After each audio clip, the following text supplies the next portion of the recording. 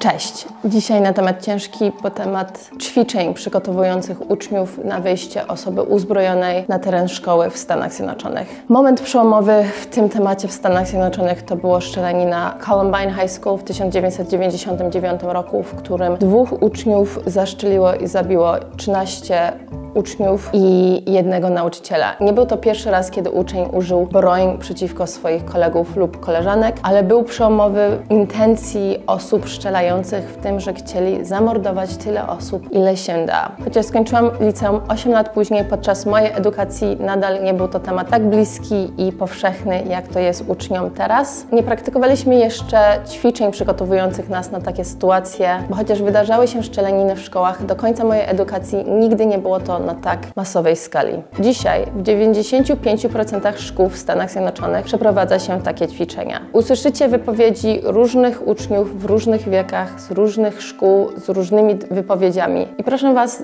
żeby utrzymać szacunek w komentarzach do osób wypowiadających się.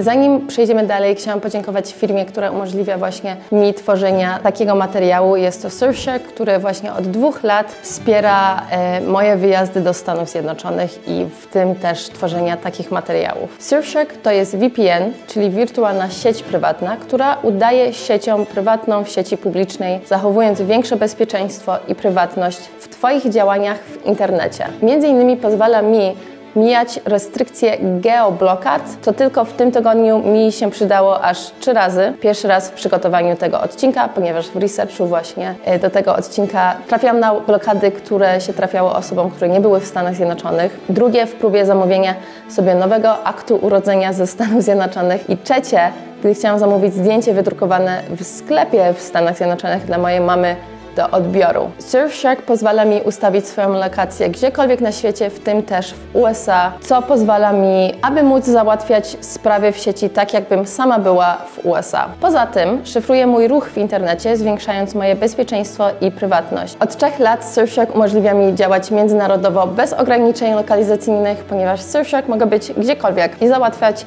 cokolwiek w sieci. Możecie mnie wspierać używając mój kod FNP przy zamówieniu sobie właśnie VPN-u Surfshark lub klikając w link w opisie. W tym też dostaniecie 83% zniżki i 3 miesiące za darmo. I dziękuję Surfshark za kolejny raz wspierania mnie w mojej twórczości. Cześć, moje imię jest Weronika.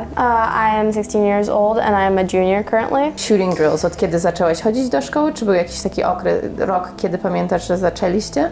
Z tego co ja pamiętam, to chyba zawsze robiliśmy takie shooting drills. Na przykład mieliśmy safe mode i mieliśmy lockdown. I to są takie 2 rzeczy, co my mamy. To od zerówki chyba już to mieliśmy. Safe mode jest, kiedy coś jest naokoło szkoły, się coś dzieje i później my tylko zamykamy nasze drzwi, zamykamy nasze okna i wszystkie światła wyłączają się. Klasy jak normalnie funkcjonują, prawda? Czyli po prostu jakby akceptujecie, że gdzieś wokół szkoły może jest strzelanina i jakby zamykacie wszystko, ale klasy dalej...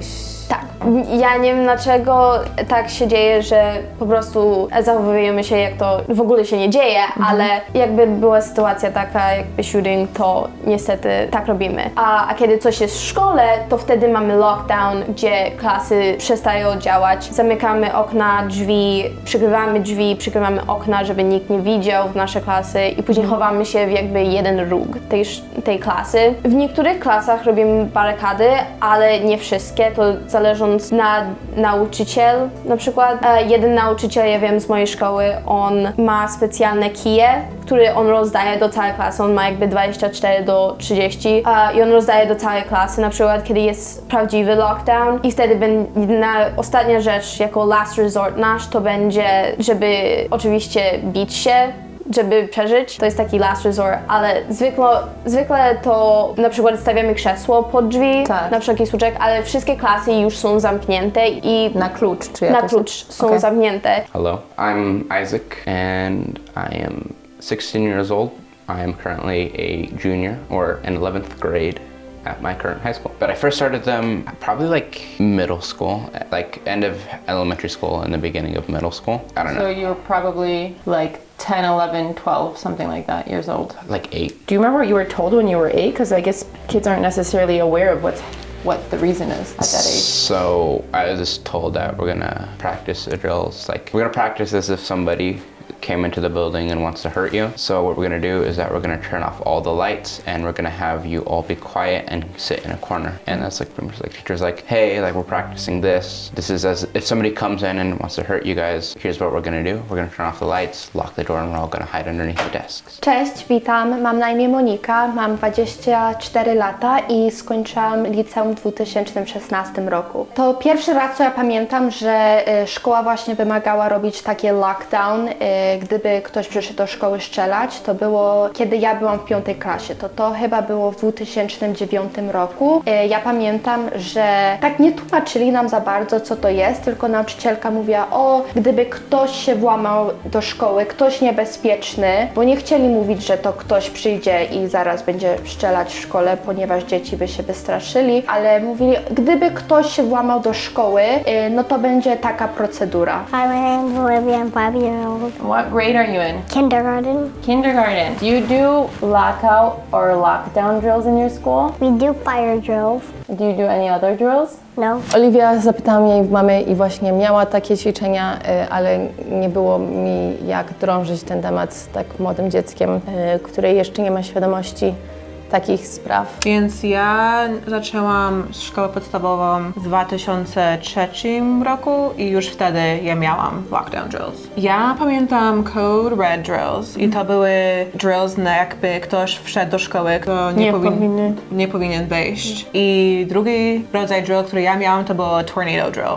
Jakby był jakiś tornado albo jakiś sztorm. U nas, jak mieliśmy Code Red drill, to dyrektor szkoły wchodził na PA system i mówił po prostu we are having a Code Red drill. Ale moja koleżanka, która chodziła do prywatnej szkoły, oni nie chcieli, żeby ta osoba, która wszedła do szkoły, wiedziała, że są studenci w szkole, więc zamiast mówić coś takiego jak Code Red drill, oni po prostu mówili, że dyrektor zgubił klucze. I wtedy wszyscy wiedzieli, że to znaczyło, że trzeba się schować w budynku. What are they called? Shooting drills, lockdowns, lockdown drills? It's usually called a lockdown drill.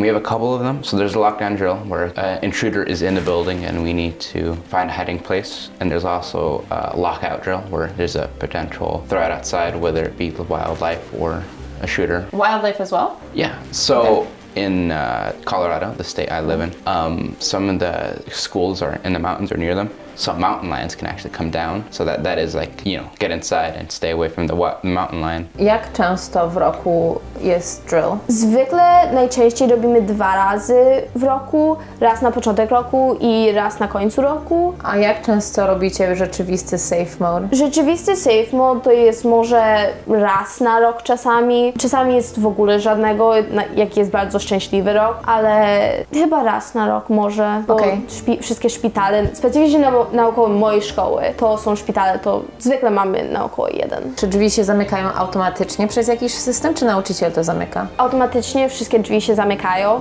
Jest jakiś taki system, który zamyka like the locks? Tak, jest system, który zamyka wszystkie drzwi. I kiedy ten system jest aktywowany? Bo na przykład jeśli ktoś byłby w łazience i by nie trafił do klasy, to później co? Z tego co ja wiem, zwykle to jak ktoś nie jest w klasie, jak jest w łazience i później jest zamknięty, to zwykle puka i mówi swoje imię. Czy jest też tak, że chowacie się w takim miejscu, żeby nie było was widać z drzwi? Tak, my chowamy się w miejscu, gdzie nas nie widać i zwykle to jest ten róg niewidalny. Od drzwi i od każdych okien. Ćwiczyliśmy tak raz do roku i to tylko było, że nauczycielka zamykała drzwi od klasy, później nakładała taką chyba kartkę na okno, żeby człowiek nie mógł zajrzeć, co jest w klasie, i my tak się schowaliśmy pod ścianą, gdzieś tak w kącie, i wszystkie światła były wyłączone. Czyli chodziło o to, żeby nie było was widać? Tak, tak jak to by była pusta klasa. Pamiętam, że szkoła robiła tak, że nawet obca osoba nie może wejść do szkoły, bo ja pamiętam, że jeszcze były takie czasy, że były wszystkie drzwi otwarte do szkoły i zawsze ktoś mógł wyjść z podwórka, ale później od jakiegoś czasu to zrobili, że jak rodzic przychodzi po dziecko i to nie jest ten czas jeszcze, kiedy szkoła wyszła, to muszą przejść przez te główne wejście i muszą się wpisać w biurze, jak mają na imię, jaki powód mają, i dopiero sprawdzają, czy to jest ta osoba, czy nie. And how often do you do the drills? Once a month. Once a month? Yep. Have you ever had to use them in reality? No. Czy był to taki temat, o którym rozmawialiście z przyjaciółmi? Ja nigdy rozmawiałam z koleżankami o tym. To dla mnie naprawdę nie miało takiego dużego efektu, bo my mieszkamy w dobrej okolicy, to dla mnie to nigdy miał jakiś efekt. My też tak nie rozmawialiśmy o tym tak poważnie, tylko dla mnie to było tak bardziej gra chowanego. Ale ja pamiętam, że jak ja byłam w liceum, ja byłam na 3. roku w liceum, była taka sytuacja, że była strzelanina i potem kilka tygodni później mieliśmy ten Code Red Drill. I po tym Code Red Drill moja nauczycielka powiedziała nam, że jakby coś takiego się zdarzyło, że ktoś by wszedł do naszej szkoły i zaczął strzelać, że ona nie chce, żebyśmy się chowali. Ona po prostu powiedziała nam, że róbcie to, co musicie zrobić. Przez okno, jak musicie wyskoczyć, jak musicie pójść przez korytarz, jak musicie wziąć biurka i zacząć przy drzwiach kłaść, po prostu zróbcie to, co musicie zrobić. I to był pierwszy raz, kiedy tak jakoś naprawdę rozmawialiśmy o tym, że to nie jest, że ktoś wchodzi do szkoły i się po prostu nie zapisał, tylko raczej, że ktoś przychodzi do nas i strzela w nas. U mnie nigdy było tak o strzelaniu, ale raz na 4.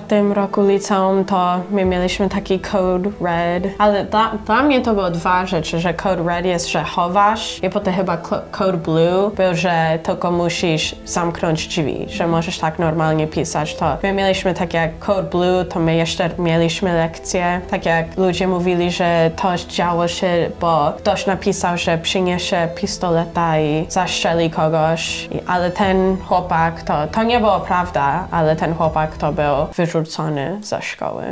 To ja bym powiedziała, że oczywiście każdy to brał tak poważnie, ale jeszcze to nie było tak, nie wierzyliśmy, że coś może się takiego stać. Oczywiście było wiadomo, że to się dzieje tutaj, ale nic nie było takiego like fresh in our minds. Nie wiem jak to powiedzieć po polsku, but it perpetuated a lot of stereotypes too. Na przykład by mówili o taki ktoś, co jest bardzo dziwny albo cichy w klasie, że to będzie następny school shooter. Utrwalało wiele stereotypów. Tak, każdy to brał poważnie, ale nic nie było takiego, co się działo, że wiedzieliśmy, że to może się stać teraz, na przykład. What about the topic in general?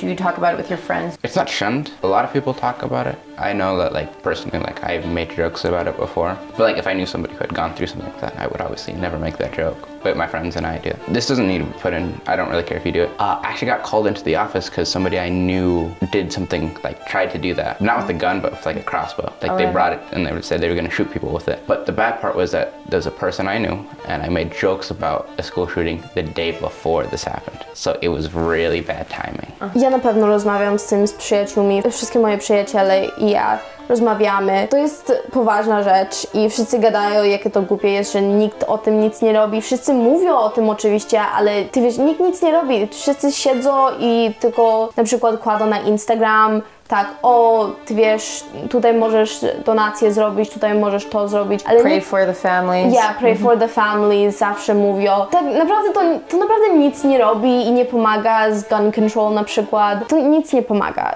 i po prostu to ciągle robią i ludzie się dziwią, dlaczego dzieci nie chcą iść do szkoły, dlaczego dzieci się boją, żeby iść do szkoły.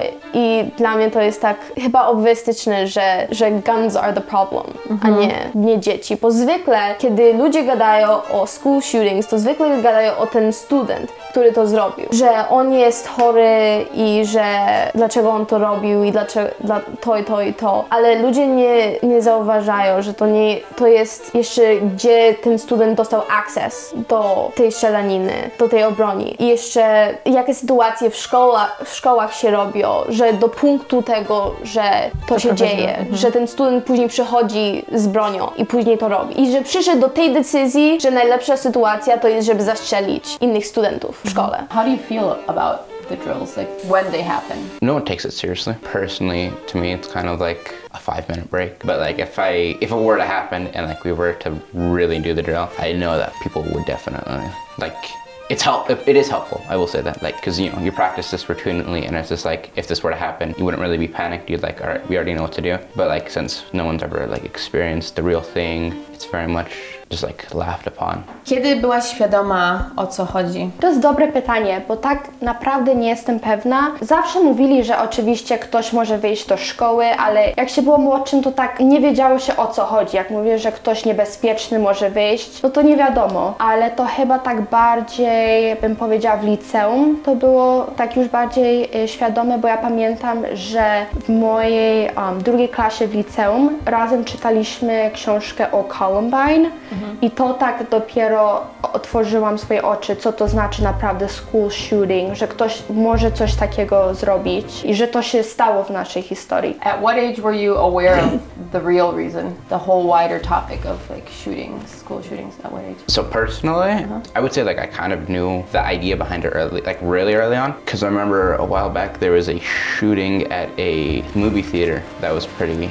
like hot topic, and I remember seeing that on the news a lot. But I don't think like I connected the dots, but like that was probably my first instance. But definitely like I think probably during my last year in elementary school actually, probably when like it really clicked with me.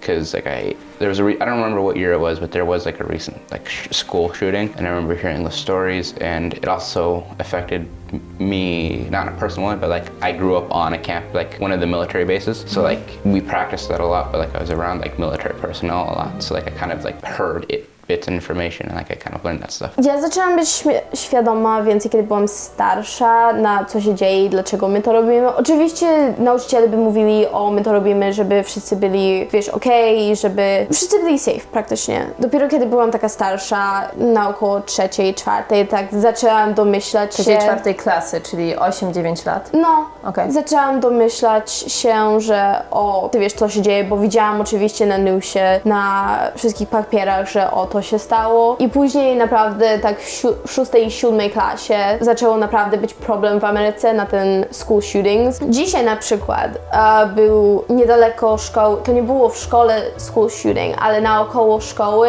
tutaj w Dorchester to był school shoot, no nie school shooting, ale był shooting niedaleko i oni musieli iść do safe mode i oni musieli przeżyć tę sytuację. I na przykład parę lat temu, może nawet rok, no w tym roku było ten Uvalde shooting w Teksasie i to było straszne, bo policja absolutnie nic nie robiła i ty wiesz, ludzie umierali i była straszna sytuacja i jeszcze lata temu było school shooting we Florydzie i też tam było strasznie. I ty wiesz, ludzie musieli to przeżyć i ja nie wiem dlaczego nikt nie robi coś o to, bo to jest naprawdę poważna rzecz. Nikt o tym nic nie robi. Po prostu siedzą i mówią, okej. Rozmawialiście o tym z przyjaciółmi, czy tak po prostu przeszło to dalej bez rozmów, czy to było takie sensacyjne, like was it sensational, or like what was like the reaction of your friends? Ja myślę, że to jest smutne, że to nie było sensacyjne. Bo my dostajemy cały czas e-maile ze szkoły, że ktoś chodzi z pistoletem, nie być w tym area. Coś się takiego stało. My dostajemy, jak byliśmy w Dayton, to my dostawaliśmy public safety notices, kiedy jak ktoś się włamał gdzieś, ktoś coś robił dziwnego. Jak często dostawaliście?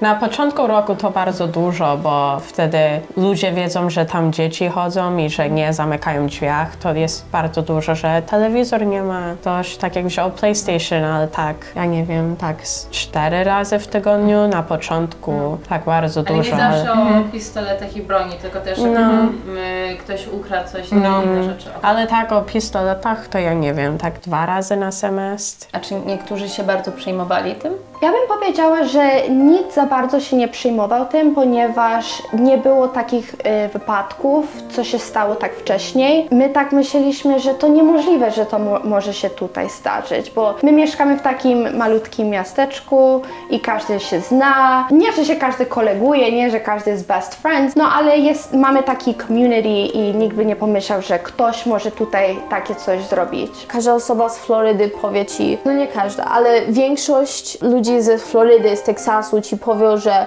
ty zabierasz my right to have like guns, bo to zabieram moją wolność. Okej, ty możesz mieć swój right, żeby mieć broń, ale musisz zrozumieć, że ten jakby method, żeby dostać broń, to jest bardzo prosta, bo na przykład 13-letnia, ja pamiętam, ja oglądałam taką rzecz i 13-letni chłopak w Teksasie poszedł do sklepu z bronią i on powiedział, pan, czy ja mogę zobaczyć to? I zapytał się go, ile kosztuje i czy ja potrzebuję gun license. I pan powiedział, nie potrzebujesz gun license, kosztuje tyle i możesz kupić. I literalnie było tak proste, żeby 13-letni dzieciak kupił sobie broń w Teksasie. Jak się o tym czujesz, wiedząc, że to było w naszym liceum? No to tak bym nie uwierzyła, że to może się tutaj zdarzyć, bo tak jak mówiłam wcześniej, że to jest takie małe miasteczko, tutaj każdy się zna. Czuję się po prostu bezpiecznie. Tak, tutaj się każdy czuje bezpiecznie, każdy się zna, to ja bym po prostu nie uwierzyła, że coś może się tutaj zdarzyć takiego. Myślisz o tym, jakie to dziwne jest, że to jest tak często w Stanach? O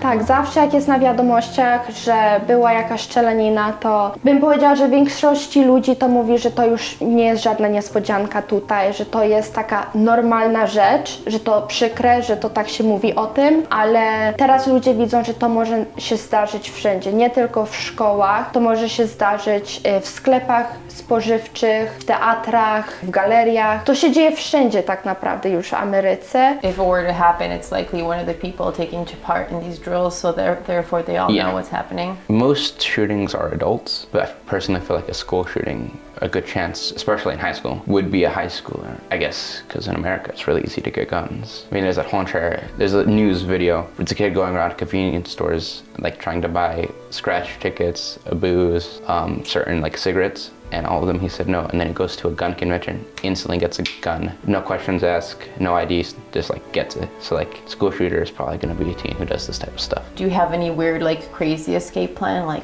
climbing into a tunnel or something like that? If I was on a second-story building or two-story building, I would definitely jump out the window. If that was like, this guy's coming in, I'm just gonna break this window and jump out. The craziest escape would probably be in the gym. There's a pool that we have, and the pool has a cellar room in it, which is really weird. It's crazy. There's a whole, my school has a haunted story about this pool.